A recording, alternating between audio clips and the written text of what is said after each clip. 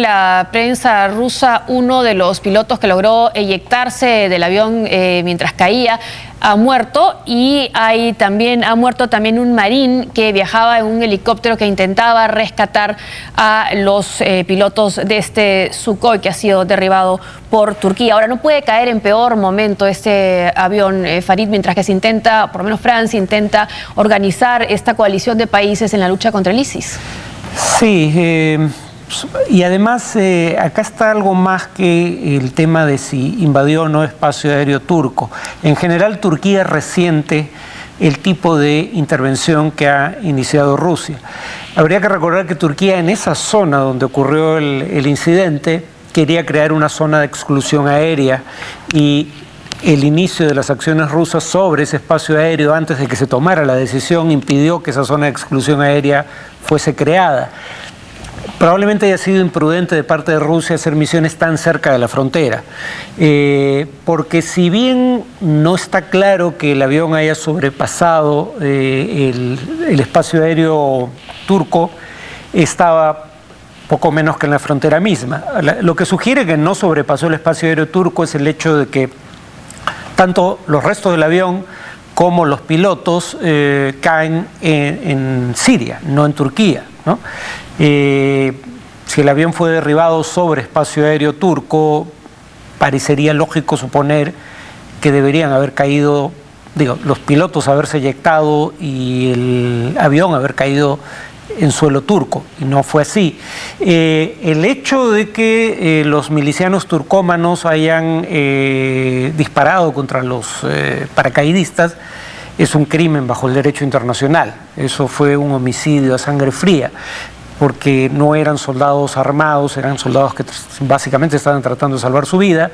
Pero en todo caso, el hecho de que fueran turcómanos quienes los derribaron demuestra también el punto del Estado turco de que a quienes atacaba en esa zona el avión ruso no eran miembros del Estado Islámico, eran miembros de guerrillas opuestas al régimen sirio, que puede o no ser responsables de actos terroristas. La forma en que actuaron respecto a estos dos pilotos parece sugerir que no paran mientes en los medios. Sí. Pero en todo caso no es cierto que en esa área se estaba atacando blancos del Estado Islámico. Ahora, y las imágenes son dramáticas, ¿no? Porque se ven los paracaídas con los pilotos que han logrado aparentemente salvarse del derribamiento de su avión, han logrado salir del avión, y luego se escuchan los gritos de quienes están abajo. Y algunos dicen, sí, no lo maten, hay que capturarlo vivo, pero otros parecen que no hacen caso a esto y le disparan y mueren. No se sabe aún la suerte del segundo piloto. Ahora, lo que sí se ve es que lo veían como el enemigo, o sea, vean a los rusos como su enemigo, los turcomanos. Bueno, lo que ellos alegan es que ese avión los estaba bombardeando, o estaba a punto de hacerlo, si es que no lo había hecho ya. Y claro, el tema es que estos son contingentes de resistencia al régimen sirio, ayudados directamente por Turquía. No solo por filiación política, sino incluso acá hay una cuestión de afinidad étnica. Son gente, no son ciudadanos turcos, pero son de etnia turca. Y de ahí viene el término turcomanos o turcómanos. Sí. O sea, son los turcos que no están viviendo en Turquía. Sí, de lengua turca, pero no ciudadanos turcos. Ahora, este es un enfrentamiento, claro, ya no existe la Unión Soviética, pero es la primera vez quizás que sucede esto entre Rusia y la OTAN. Sí, curiosamente pudieron pasar, no estoy seguro en los primeros años de la posguerra, pero por lo menos de la década del 50 del siglo pasado no había ocurrido algo así. O sea, más de 50 años y curiosamente tuvo que terminar la Guerra Fría para que finalmente ocurriera un incidente de este tipo. Y la OTAN ha tenido una actitud cauta en el sentido de decir Turquía tiene derecho a defenderse, pero no ha dicho explícitamente que esto haya ocurrido sobre espacio aéreo turco, y además está haciendo invocaciones a la calma y que no escale esto. Sí. Yo no espero que esto escale en el sentido de que Rusia ataque blancos militares turcos en represalia, pero sí podría escalar si Rusia hace una de dos cosas: o bien afectar intereses económicos turcos, cosa que ya está haciendo al cancelar paquetes de turismo, sí. Pero además podría detener los flujos de gas que vende a Turquía y detener el proyecto para trazar gasoductos por territorio turco.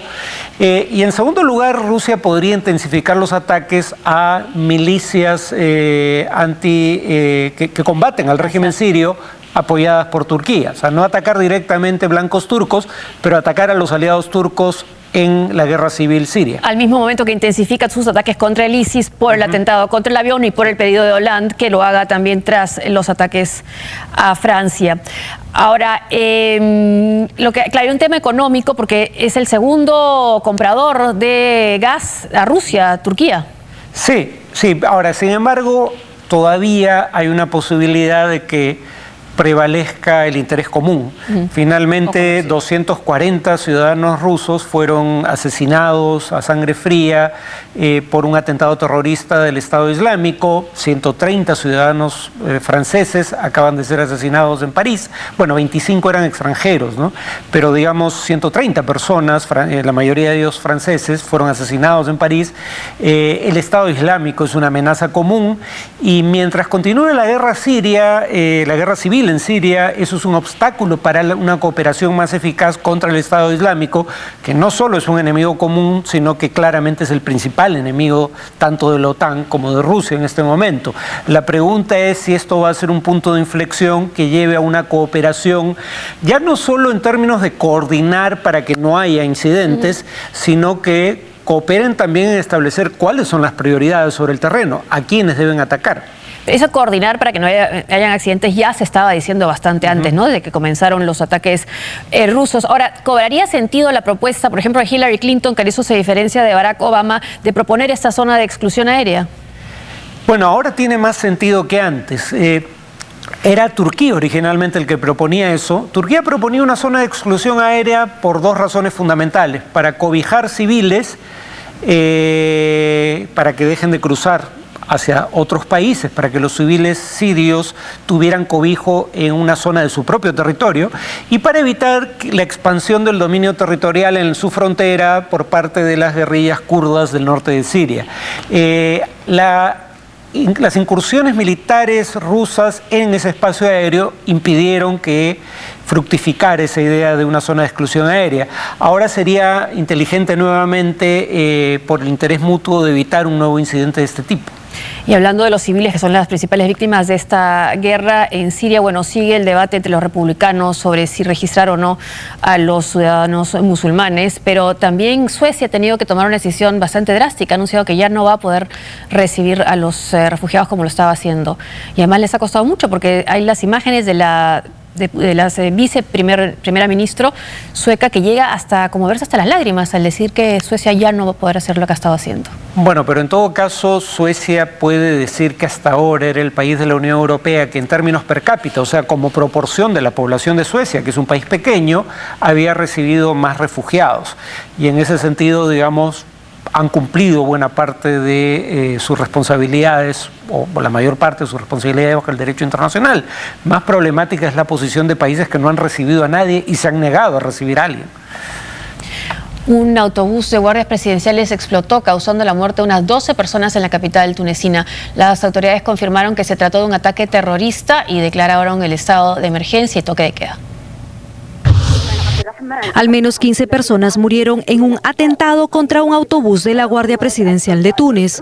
Así lo informó un portavoz del Ministerio del Interior, quien afirmó que fue un ataque terrorista. Según la agencia Reuters, el golpe lo hizo un suicida, quien hizo estallar la bomba desde dentro del vehículo, en el preciso instante que pasaba cerca de las instalaciones de la antigua sede de la agrupación política del exdictador derrocado Zinedine al-Abidine Ben Ali en la llamada Primavera Árabe. El presidente de Túnez declaró estado de emergencia y toque de queda luego de reunirse con su primer ministro y jefe del Parlamento. Declaro el estado de emergencia, que se extiende durante 30 días por ley. En segundo lugar, hay un toque de queda impuesto en todo Túnez a partir de las 9 de la noche hasta las 5 de la mañana.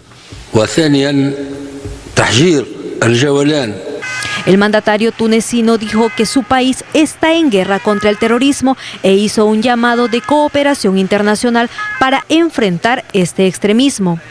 A inicios de noviembre, las autoridades habían anunciado que las Fuerzas Armadas desmantelaron una célula que planeaba ataques terroristas en las estaciones de policía y hoteles de la ciudad. y en los últimos meses desarticularon 10 grupos extremistas y detenido a 50 sospechosos. Túnez ha sufrido 2 ataques anteriores que fueron dirigidos hacia la industria turística, cuando en marzo un hombre mató a 38 extranjeros en un hotel y otro en junio, donde mataron a 21 turistas en el Museo Nacional del Bardo. Ambos crímenes fue atribuido por el Estado Islámico. Bueno, hay un atentado que nos hace recordar también que aquí la Guardia Presidencial, los húsares de Junín, también fueron víctimas en un ómnibus de un atentado de Sendero Luminoso. Esta situación en Túnez, donde arrancó además la primavera árabe, ¿no? Es una situación complicada, además me comentabas antes, mientras que íbamos al informe, por la ubicación en la que está, geográfica. Sí, Túnez es la única democracia que surgió de la llamada primavera árabe y es la única democracia digna de ese nombre en el mundo árabe. En parte por eso, porque es una democracia secular, es que el Estado Islámico la tiene como blanco. Ya ha habido 2 atentados que básicamente han acabado en el futuro previsible con la industria turística, pero además Túnez es un país muy pequeño rodeado por Argelia y Libia. Y Argelia alberga a parte de Al-Qaeda en el Magreb Islámico, o sea, una de las ramas más activas de Al-Qaeda.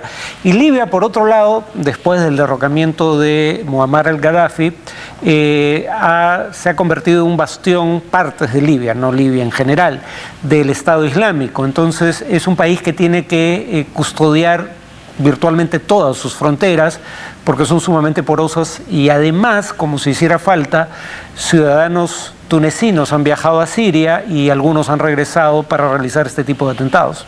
Sí, tiene una gran participación, claro, de exportador de yihadistas, ¿no? Lamentablemente. Vamos ahora con el Vaticano, donde se ha abierto juicio contra 5 personas, entre ellas 2 periodistas italianos y un cura español. El Tribunal del Vaticano abrió un juicio contra los 5 imputados por filtración y divulgación de documentos secretos en el caso conocido como Vatilix II, y todo indica que podría ser un proceso judicial rápido. 2 de ellos son los periodistas Gianluigi Nuzzi y Emiliano Fittipaldi, autores de libros sobre la corrupción en la Curia Romana. Se les acusa de divulgar documentos confidenciales sobre la malversación de fondos y el despilfarro de la Santa Sede. Se trata de la primera vez que el Estado más pequeño del mundo procesa judicialmente a 2 periodistas, algo calificado por la prensa italiana como una nueva Inquisición. A las otras 3 personas se les acusa de haber formado una asociación criminal organizada con el fin de divulgar noticias y documentos que afectan a los intereses del Vaticano. El Papa Francisco introdujo este delito en julio del 2013 y es castigado con una pena de entre 4 y 8 años de cárcel. Una pausa y al volver. Migrantes se cosen la boca en protesta por el cierre de la frontera en Macedonia.